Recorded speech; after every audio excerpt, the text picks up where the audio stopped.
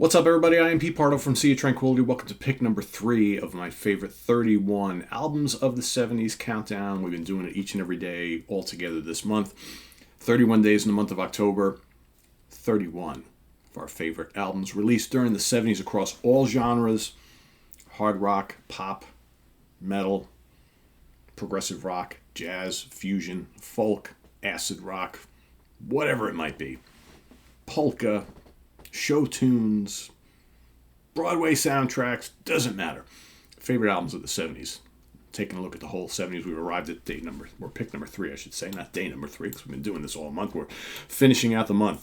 Today, my pick is the 5th studio album by this British band, released September 8th, 1972, recorded at Vizian Studios in London, England, produced by Eddie Offord for Atlantic Records. I'm talking about Close to the Edge.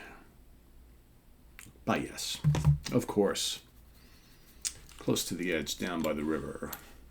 Seasons will pass us by. Of course, arguably one of the greatest progressive rock albums of all time. I will state right here, I think it is. It is the greatest. There's lots of great ones. This, to me, is the one, though. If you have no idea what progressive rock is all about, you need one album as a starter. This is the album, as far as I'm concerned. John Anderson, lead vocals. Steve Howe, guitars, backing vocals. Chris Squire, bass and backing vocals. Rick Wakeman, all sorts of keyboards. Acoustic and electric piano, Mellotron, Moog synthesizer, Hammond organ, the whole kit and caboodle. If they made it, he played it. And of course, Bill Bruford on drums and percussion. This would be his last album with the band. He would leave to go join King Crimson shortly afterwards, right? So what do we have on this album? Well, it's got 3 tracks. It's all it needs. 3 epic pieces, right? Of course, it starts off with the epic title track, Close to the Edge. All 18 minutes and 40 some odd seconds worth, depending on which version you have, right? Usually you see it differ by a couple seconds here or there. Close to the Edge is terrific. It's one of those magical times when a band goes into the studio and has all these different pieces that they're working on, and they decide to kind of put it all together to form this big, long, epic track, and it works. Really works. The Solid Time of Change, Total Mass Retain, I Get Up, I Get Down, and Seasons of Man, right? All pieced together. Perfect stuff there. That's side 1 of the original vinyl. Side 2, of course, starts off with You and I. Dun, dun, dun, dun, dun, dun.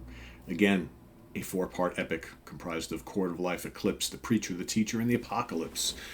And You and I is gorgeous. It's soaring, it's majestic, amazing keyboard work from Wakeman, and just some fantastic guitar playing from Steve Howe. I mean, the whole band just firing on all cylinders on this album. It's interesting how when we talked about it a lot of times here on the channel, it's like you think about Bill Bruford's decision to leave the band after this album, and he kind of felt, I guess he was getting a little bored, and he found this was probably as far as he could go, or as far as they could go. It's like, yeah, does it get any better than this?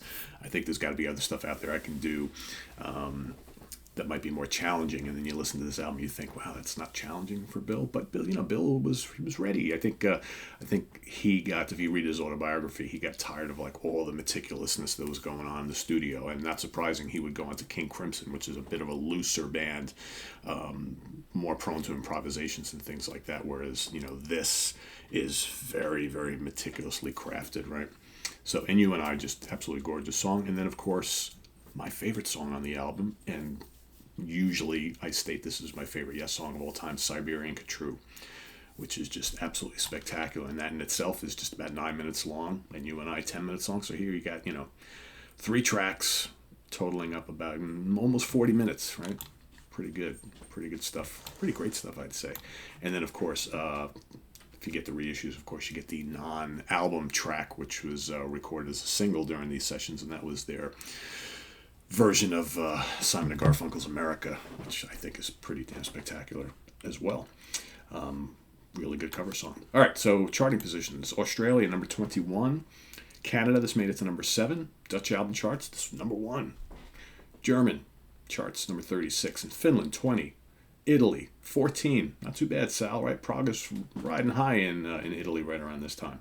In Japan, number 16. UK, number 4. And here in America, this made it to number 3. And then with the reissue, This made it into 2013. This re-entered the UK charts at number 5. As far as certifications go, in Canada, this is platinum, 100,000 units sold. UK, platinum, 300,000 units sold. And here in the States, platinum, 1 million copies sold. And as far as like singles, gee, what do you think, guys? And You and I, Part 1 and Part 2, released here in the States, October 1972.